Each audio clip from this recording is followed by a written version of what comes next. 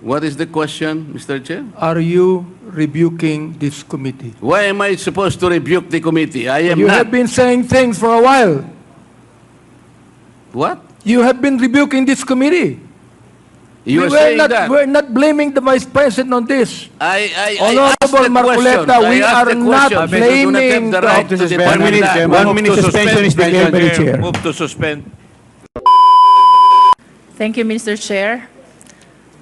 I wish to manifest that the refusal of Her Excellency Vice President Sara Duterte to take her oath in today's hearing in the conduct of inquiry in aid of legislation is an affirmation of her stand, her position during the budget briefing of the OVP.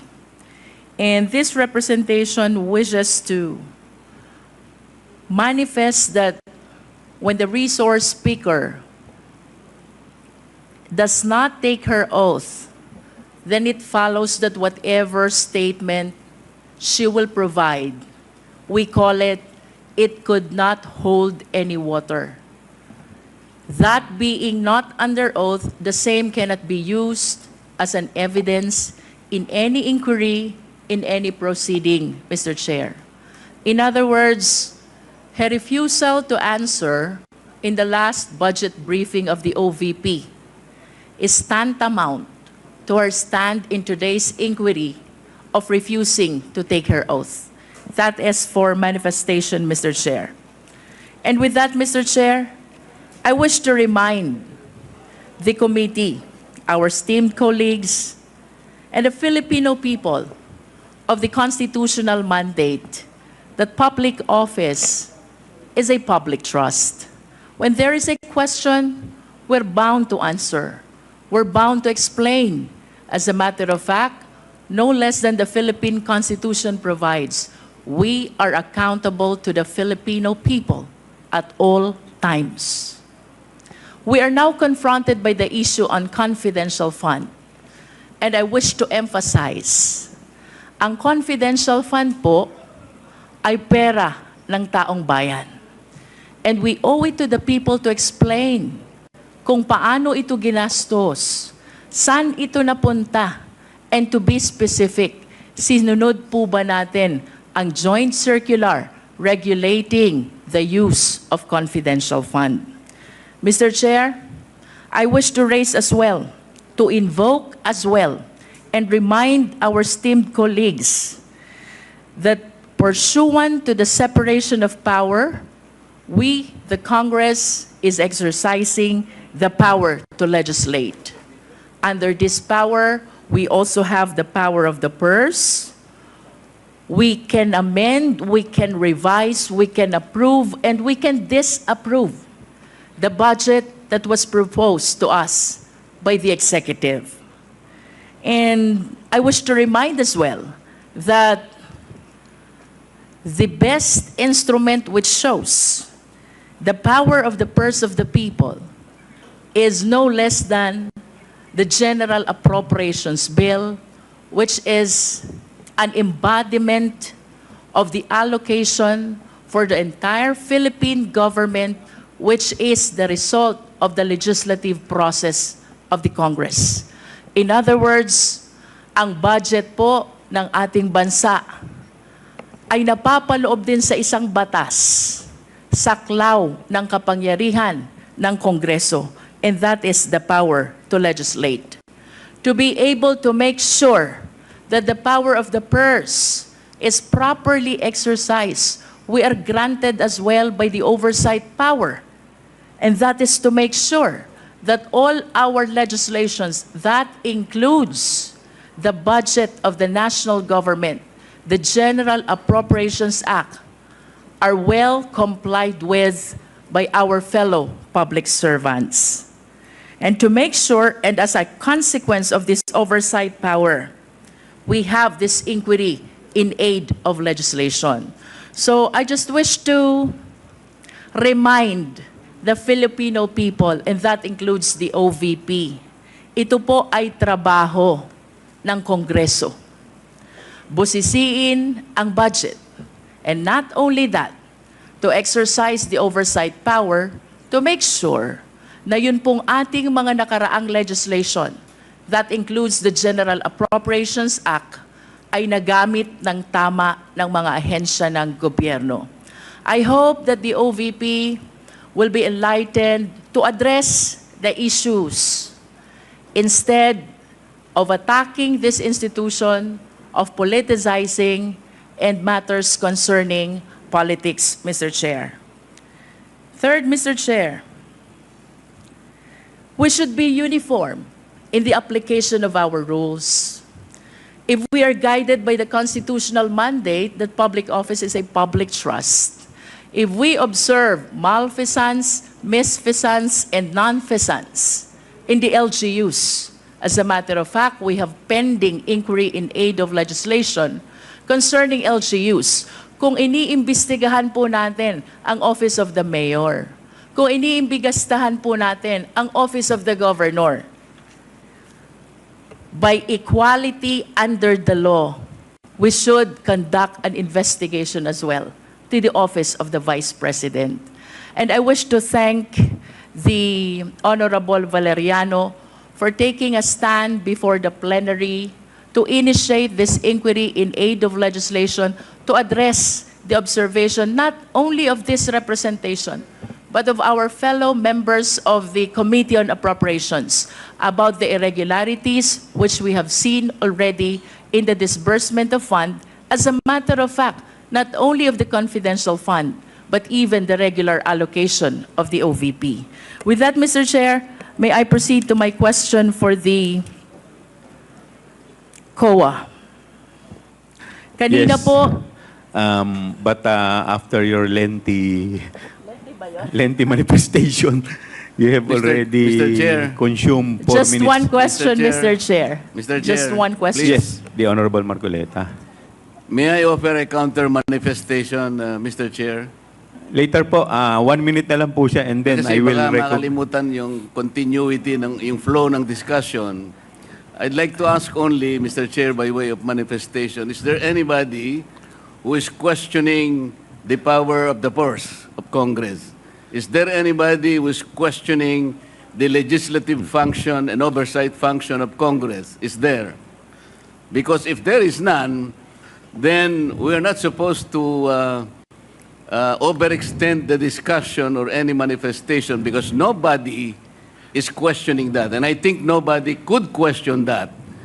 Even the privileged speech of the Honorable Valeriano. I think the proper question there, the proper title is not asserting the power of the purse. We should not assert it because that power is inherent in us. Asserting or not asserting that power is of no moment. Yun po ay birthright. Yun po is inherent right of Congress. And let me make of record, the office of the Vice President, to my mind, did not undermine the power of the purse. When she personally came in the first hearing and presented herself, including the budget by way of a PowerPoint presentation, she made a presentation, Mr. Chair. And after that, she made a categorical statement that she said, I forgo, Madam Chair, I forgo my opportunity to defend the budget of the Office of the President by way of question and answer, and instead I leave it to the discretion of the House of Representatives on their decision to decide on the proposal as presented. This is a very respectful answer, Mr. Chair. I did not find any offensive remark in that particular statement. She gave the entire House of Representatives the entire discretion and the entire right to decide on the proposal she presented before us. Why would we blame her for saying that she disrespected Congress? No, sir. I think it was triggered by the fact that questions were asked in relation to the confidential and intelligence funds. To my mind, Mr. Chair, these particular funds were subjected to a notice of disallowance. But the notice of disallowance by its nature, by its very nature, Mr. Chair, is contestable. It is appealable. It is yet to be explained. And initially, as explained by the representative of COA, the notice of disallowance suffered by way of supporting documents, by way of non-compliance with certain requisites.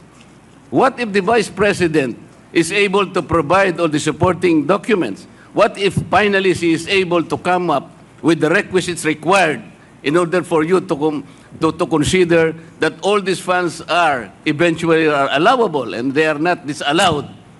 And chances are she may be able to do that.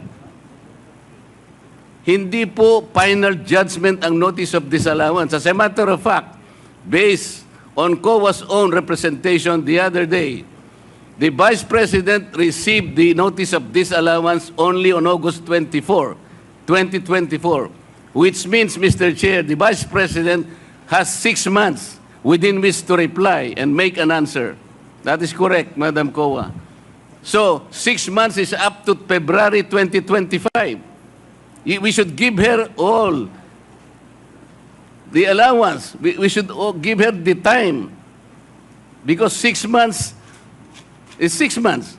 So why are we rushing to make a judgment? As a matter of fact, as I have already initiated earlier, Mr. Chair, when you said that anything we can discuss in this committee provided it is of public interest, and you said that intelligence funds and confidential funds are public interest, but I said because of our own rules, we should make a prior and preliminary determination that is directly and principally connected to malfeasance, misfeasance, or nonfeasance. We have not made that determination. How can we now begin questioning whether or not the intelligence funds covered by an initial notice of disallowance is already directly and principally connected with nonfeasance or misfeasance or malfeasance? Madam COA, how many agencies of government today are subjected to notice of disallowance? Do you have a number? How many agencies today? With all due respect to the Before I, Honorable, But that is a question I will leave, and I will Yes. terminate my, But- my manifestation, Madam. Yes, but I will. I I believe, would like Mr. to Chair, that respond. this is still my time. Yes, but I would like to respond to your manifestation, Congressman Marcoleta. Parliamentary Let inquiry, me. Mr. Chair. Parliamentary inquiry What is muna. the parliamentary inquiry of the I would Honorable like to Abante? ask the Honorable Marcoleta, is he rebuking this committee? What is the question, Mr. Chair? Are you rebuking this committee? Why am I supposed to rebuke the committee? I am You not. have been saying things for a while. What? You have been rebuking this committee. You are saying that. We're not blaming the Vice President on this. I Honorable asked the Marcoleta, question. we I asked are the not question. blaming You do not have the right to the- depend on that. 1 minute suspension is declared by the chair. Move to suspend.